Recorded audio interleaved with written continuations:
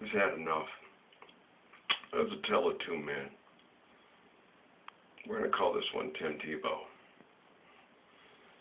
There's a tale of two men that know Jesus, or say they knew Jesus. This is the tale of two men that claim they know Jesus. Alright?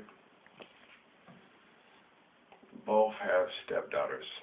Both are manipulated by the temple of Set to be sexually attracted to their stepdaughters.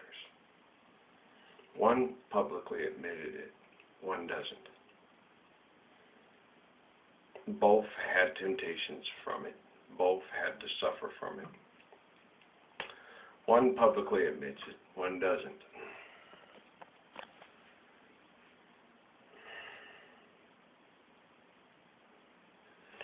One claims Jesus to be his Savior. The other claims Jesus to be the Savior.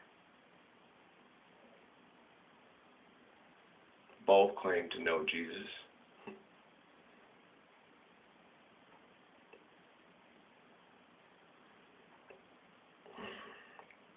Both share the same sin.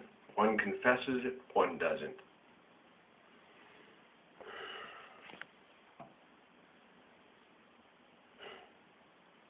The one that doesn't confess it claims that the one that does confess the sin is far worse than him, and claims that he doesn't know Jesus at all, that Jesus suffered more greatly than this man who confessed his sin ever could think of ever suffering. And how dare this man that confessed his sin publicly ever think he could be considered in the same breath as Jesus of Nazareth? For the man who doesn't confess his sin knows Jesus far better and knows Jesus will pay for his sin, so he doesn't have to confess it. But the man who confessed it is a fool because he doesn't know Jesus. The man who confessed his sin paid dearly for his confession. And the man who didn't confess his sin helped the man that did confess his sin pay dearly for confessing his sin. Because Jesus is going to help the man who didn't confess his sin. And Jesus is now making the man that confessed his sin pay for his sin. He's paying for sinning, the man who confessed his sin. But the man who didn't confess his sin will not pay for his sin because Jesus will pay for him. Because Jesus is a better man than the man that confessed his sin that will pay for the sin of the man that will not confess his sin. The man that will not confess his sin is hiding from his sin because Jesus will pay for him. But the man who did confess his sin is now paying because he does not know Jesus. So if you know Jesus and do not confess your sin and hide and let Jesus pay for your sin, you're a better man than the man who confessed his sin, who has a similar sin.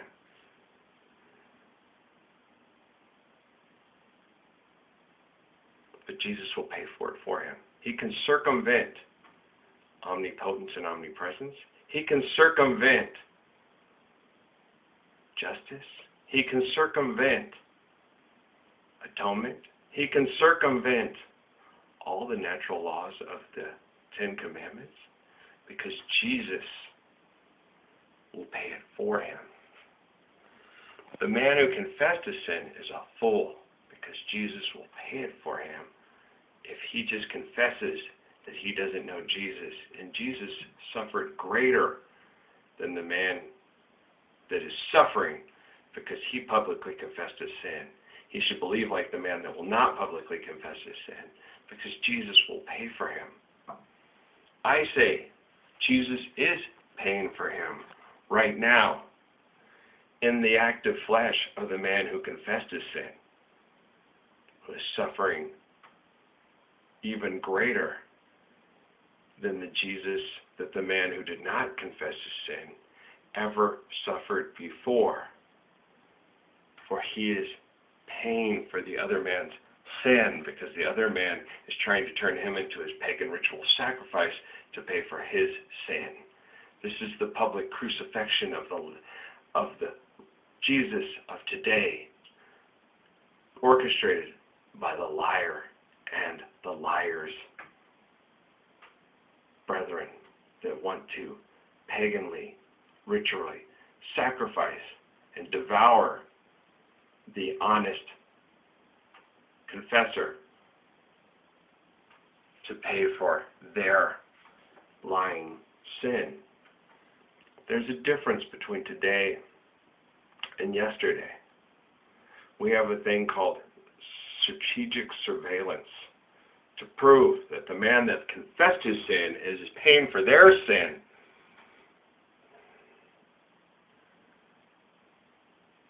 Is more free from what we would call the heinous sin than the ones that will not confess their sin and claim to know Jesus better than him. We have the technology to prove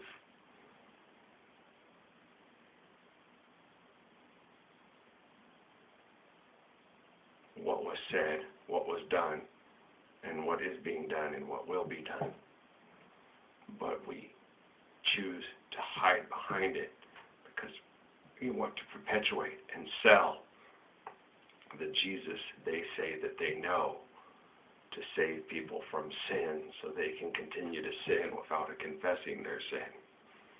This is amazing, isn't it, Tim Tebow? You think that I'm a sinner because I confess to be like him. And you know him better than me. You know Jesus of Nazareth better than Ralph Earl Parsons Jr., Tim Tebow. And God is rewarding you openly with athletic ability, attractiveness, lots of money. And I'm being publicly tortured because I confess my sin. And you do not, because Jesus is going to pay for your sin. And Jesus is going to pick up the tab and give you better abilities and more attractiveness and more money. Really? That's interesting to me. And so, if I confess my sin and other people who committed the sin just as greatly and in other ways far worsely, Jesus is going to pay for their sin, but I have to pay for my own because I don't know Jesus, and they won't have to pay for theirs because they do. That's interesting. Wouldn't you think Jesus would find that interesting too? Or do you know Jesus? So Jesus would pay for the sins of the man that did not confess his sin,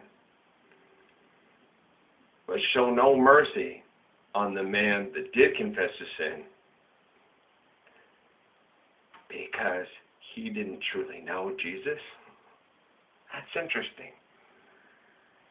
So Jesus works for the temple of Set? Is that what you're saying to me? I'm not highly confused. You are. You're really confused right now. You don't know what to think, what to do. You're sitting there going, what is this guy talking about? I can't follow this. Exactly, because it's a lie. It's a living, walking lie. You believe in a lie and you try to sell it to people. You make lots of money off of it. You're part of groups that make lots of money off of it, and it's a complete lie. Jesus' crucifixion was not a circumvention from omnipotence and omnipresence for you to commit sin and get away with sin, and he will pay for it. That's a mathematical fallacy. Think about it. Jesus wanted you to be able to not walk like him and pay the price physically for you to be able to sin. How much sense does that make? So you don't have to walk the walk. You just have to talk the talk. But the talk isn't the correct talk. No. Because you're telling me that I can lie and get away with it, that I can manipulate and get away with it, and Jesus will pay for my sin. Because Jesus paid all, and Jesus suffered greater than any man that ever lived. Seriously, than any man that ever lived. Jesus suffered greater, yes. His crucifixion was the greatest suffering that ever existed. Even more so than the children that got bombed at Hiroshima. Have you read the book of Hiroshima? Yeah, and then they didn't die the first day. They had to sit there and suffer for days and weeks from radiation poisoning and didn't do a darn thing. They were innocent little babes. Jesus suffered more than they did during the crucifixion. Seriously, Jesus is wonderful. No, I don't know Jesus. You know Jesus better. Ask Jesus. Jesus, is it true that you suffered more greatly than these children? And that your ritual sacrifice pays for their suffering? No. I can't pay for it. It happened. Yeah, some about a month. Oh, it's disgusting. You want to try it, Tim? You want to go to Iran? Let's move to Iran. Come on, Tim. Jesus will take care of it. Just drop a nuclear bomb there, be outside of town, go through the nuclear fallout, and Jesus will pay for it. Yeah, got you covered, bro. Go move to Iran tomorrow. No, they won't let you be a Christian. They're not a Christian nation. They deserve it. They deserve it. Little children deserve to sit in nuclear fallout and die an agonizing death because they don't believe in Jesus. You're not a very good Christian, are you? No, I'm an excellent Christian. That's the truth. Well, then you're not a very good Muslim. Of course not. Well, you are aware of the fact that the word Islam means inner peace, and that a Muslim is someone that can submit to, practice, and live the Ten Commandments and the Lord's Prayer given to us by the prophet and the Messiah, Jesus of Nazareth? You are aware of that, right? It's not what my pastor told me. Your pastor also told you that Jesus was your pagan ritual sacrifice that circumvents truth, justice, and the, quote, American way. So, I don't get it. Then if we bomb Iran and help the people that settled current-day Israel into bombing Iran, you're confusing the hell out of me, Tim Tebow. I don't think you know Jesus, dude, because you're really... I don't know Jesus, and that's why I'm confused. Okay. Okay, dear Jesus, this is Ralph Earl Parsons Jr., your nephew. Yeah, from 2013. Yeah, down Granny Kramer's line. Yeah, down the line of King David. Kramer, Jewish peddler, you know. Okay, how you doing? All right, cool. I'm talking to this guy, Tim Tebow, and Tim Tebow says that you suffered more than the little kids at Hiroshima and Nagasaki physically in that, how long was it? They beat that crap out of you. Was it about 3 hours? About 3 hours. Yeah, about 3 hours. They beat the holy crap out of you.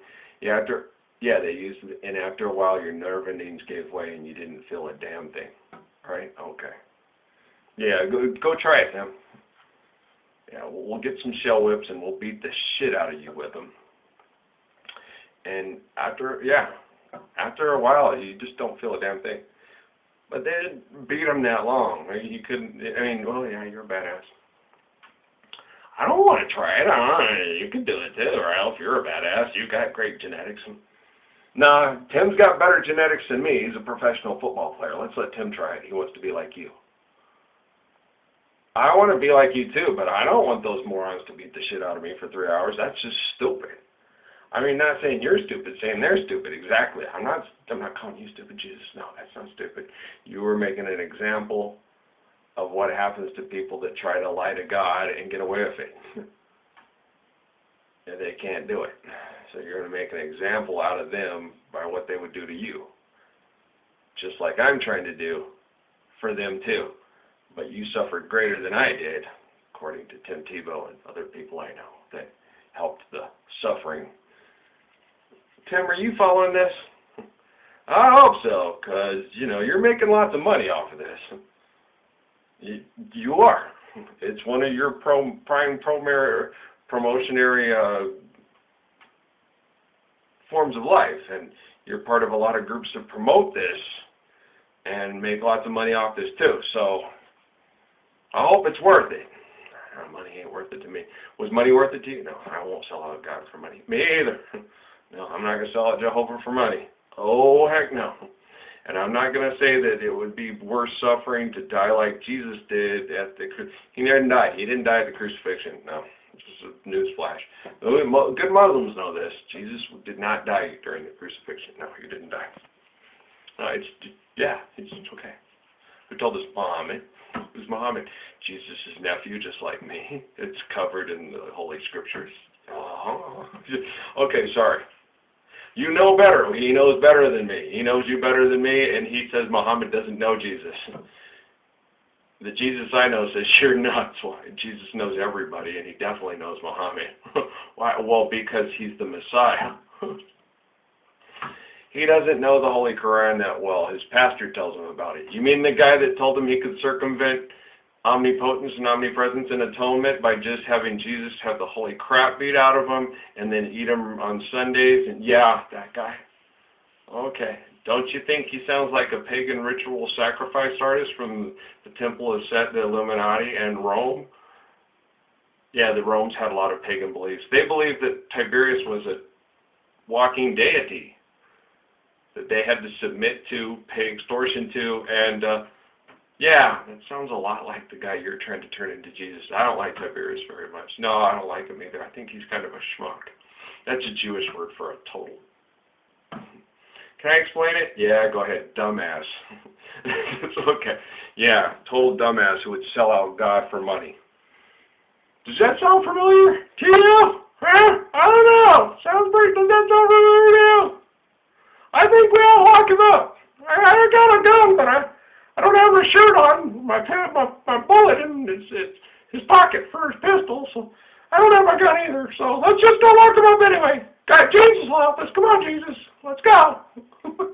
Sorry. I love Barney Fife. I'm not doing him very well, but I do love Barney Fife from Mayberry. Yeah, from my mom. That was my mom's favorite show. It's one of her favorite shows. Oh, she just loved Barney. Barney used to just make her laugh just looking at him. And that happens to a lot of people when they act Barney Farfish, you know.